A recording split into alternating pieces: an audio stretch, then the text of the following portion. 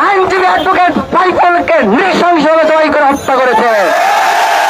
আজকের এই প্রোগ্রাম থেকে আমরা স্পষ্ট ভাষায় ঘোষণা করতে চাই, বিভিন্ন দেশে ইসকন নিষিদ্ধ সংগঠন তারা জঙ্গি তৎপরতার সাথে জড়িত, বাংলাদেশে তাদের জঙ্গি তৎপরতা চালাচ্ছে। তার অপরাধে অনতি বিলম্বে ইসকনকে নিষিদ্ধ ঘোষণা করতে হবে। সংগ্রামী সাথী বন্ধুগণ, আর একটা কথা সংক্ষিপ্ত বলে শেষ করব। আপনারা জানেন বাংলাদেশ এক নাজুক পরিস্থিতি অতিবাহিত করছে। এই পরিস্থিতিতে জল ঘোলা করে মাছ শিকারের চেষ্টা করছে ফেসিবাদের দোষরে ভারতের প্রেতাত্মা।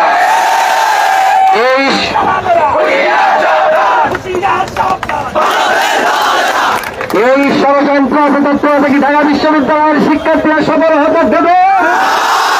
আমরা কি চোখ বুঝে বসে থাকবো? আমরা আজকের এই প্রোগ্রাম থেকে স্পষ্ট ভাষায় ঘোষণা করতে চাই, যারা এই অপতৎপরতা চালাবে, মসজিদে হামলা করবে, মন্দিরে হামলা করে ভিন্ন ধর্মাবলম্বীর উপর চাপিয়ে দিয়ে মুসলিম ধর্মাবলম্বীর উপর চাপিয়ে দিয়েছে, সেগুলো সাম্প্রদায়িক দাঙ্গা সৃষ্টি করতে চায়, তাদেরকে শক্তভাবে প্রতিহত করতে হবে এবং কোন ধরনের সাম্প্রদায়িক উস্কানিতে ভারতের উস্কানিমূলক ভাবে পা দেবে না, এইগুলো একটা আহ্বান জানিয়ে আমার সংক্ষিপ্ত বক্তব্য শেষ করছি। ইনকিলাব জিন্দাবাদ।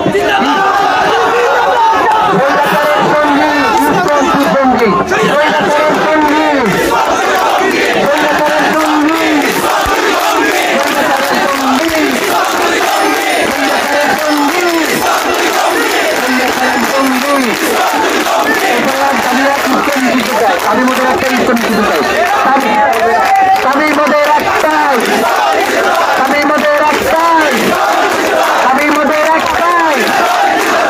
মোদের একটাই ঠিকানা হবে না। ইনকিলাব জিন্দাবাদ। সংগ্রামী বন্ধুগণ, আমরা রক্ত দিতে পারি, কিন্তু আমরা কখনো আমাদের স্বাধীনতা হরণ করতে দিব না। স্বাধীনতা থেকে প্রশ্নবিদ্ধ করতে চাইবে তাদেরকে আমরা আমাদের সাহস দিয়ে জবাব দিব। যদি রক্ত দিয়ে যে ইতিহাস লিখেছি তা মুছে দিতে চাই, আবার রক্ত দিয়ে আমরা সেই ইতিহাস উজ্জীবিত করবো। সংগ্রামী বন্ধুগণ, এ পর্যায়ে আপনাদের সামনে বক্তব্য রাখবেন সাব্বির উদ্দিন। স্বৈরাচার পতিত গণহত্যাকারী আওয়ামী লীগ ছাত্র ভারতের সহযোগিতা নিয়ে আবারও এই দেশে মুজিববাদ কায়েম করছে।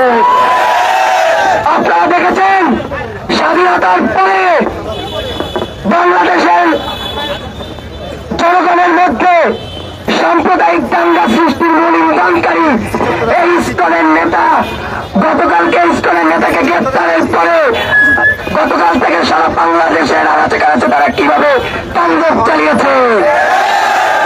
আজ আদালত ইসকনের এই জঙ্গি নেতাকে কারাগারে পাঠানোর পরে তারা চট্টগ্রামে মুসলমানদের ধর্মীয় প্রাঙ্গণ মসজিদকে ভেঙেছে।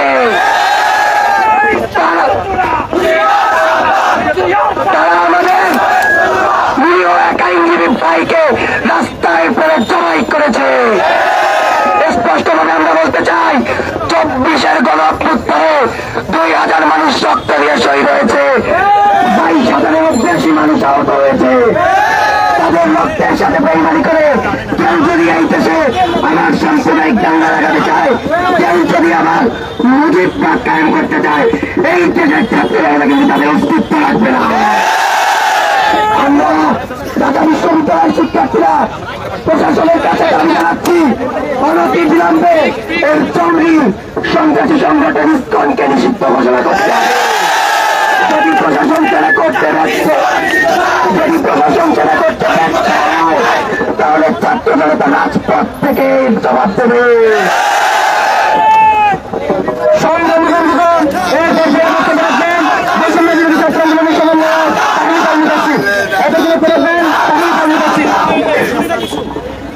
দিল্লির দাদাবাবুরা সাবধান হয়ে যান।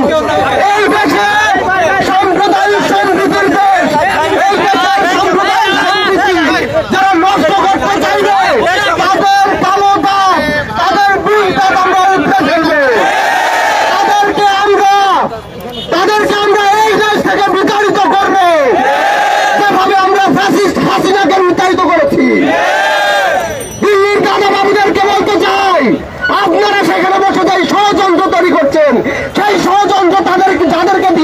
এই দেশে বাস্তবায়নের স্বপ্ন দেখেন, তাদেরকে আমরা বাংলার মাটিতে থাকতে দিব না। বাংলাদেশের ইতিহাসে সরকারি প্রসিকিউটরকে হত্যা করার কোন নজির কেউ কখনো দেখাতে পারেনি। সন্ত্রাসী সংগঠন ইসকন সেটি করে দেখিয়েছে। তাদেরকে অবিলম্বে